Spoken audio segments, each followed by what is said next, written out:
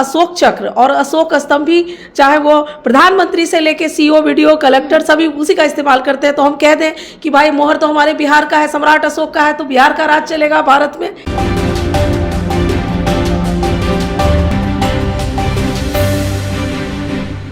दर्शकों नमस्कार, आप देखना शुरू कर चुके हैं रब्जी लाइव न्यूज़ और मैं हूं आपके साथ निधि सिंह।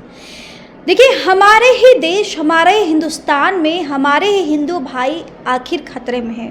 बात ही ऐसी है, महाराष्ट्र में अगर आपको रहना है तो आपको मराठी भाषा आना चाहिए। ऐसा हम नहीं कह रहे हैं, कुछ MNS ग्रुप के ही कार्यकर्ताओं का ऐसा कहना। कई सारे वीडियोस हैं जो हमने भी आपको इस चैनल के माध्यम से दिखाया है।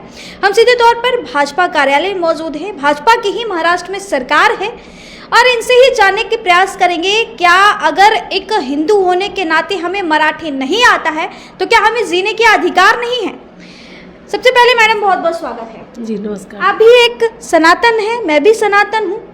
महाराष्ट्र में बहुत सारे लोग सनातन धर्म को अपना रहे हैं, लेकिन एक सोशल मीडिया पे वीडियो काफ़ी वायरल हो रहा है। राज ठाकरे जी के ग्रुप के MNS ग्रुप के कई कार्यकर्ता हैं, एक वॉचमैन को मराठी बोलने नहीं आ रहा है, जिसको लेकर उनको जमकर पिटाई कर दी जाती है। ये कैसी सरकार है और क्या कहेंगे इस पर? जी देखिए, अगर भारत में है तो भारत की पहचान क्या है?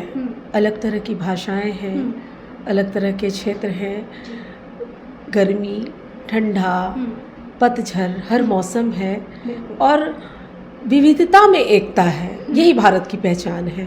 और हमारी जितनी भी सरकारें हैं सभी इसका ख्याल रखते हैं कि भारत में हमें संविधान ने अधिकार दिया है कि हम किसी भी प्रदेश में जाकर काम कर सकते हैं, किसी भी प्रदेश में रहकर आज़ादी से रह सकते हैं, स्वतंत्र होकर रह सकते हैं, भाईचारा बनाकर रख सकते हैं। जहाँ तक भाषाओं की बात है तो आप जानती होंगी कि हमारे यहाँ तो हर 10 कदम पे भाषाएं बदल जाती हैं।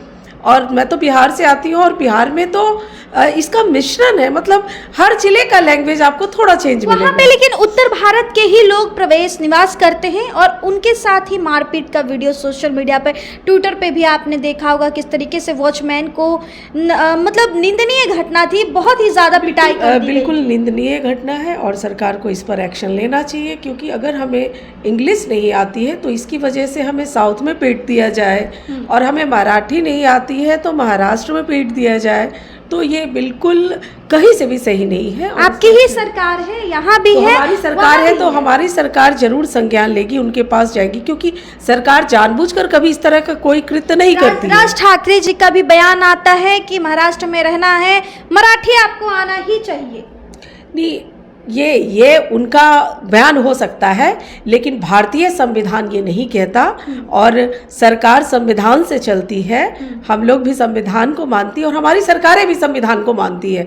तो आपने देखा होगा कि बिहार में हम हैं तो महाराष्ट्र के भी कई लोग यहाँ बैंक में या सेंट्रल फोर्स में या कोई भी केंद्रीय संस्थान है उसमें कार्य करते हैं और बिहार में आकर वो रहते हैं। तो निश्चित तौर पे हम लोगों को मिलजुल कर ही रहना। क्या बिहार में अगर किसी को बिहारी या भोजपुरी भाषा नहीं आती है तो क्या ऐसी सलूक होती है जिस तरीके से सलूक महाराष्ट्र? नहीं भाई, हमारे बिहार में तो बिल्कुल नहीं होती। हमारे बिहार के जो कल्चर है इसमें हम सभी का मान सम्मान करते हैं और ये तो वो बिहार है जहाँ से हर धर्म का जन्म हुआ है, क्रांति का जन्म हुआ है, चाहे वो बौद्ध धर्म हो, महावीर धर्म हो, जैन धर्म हो।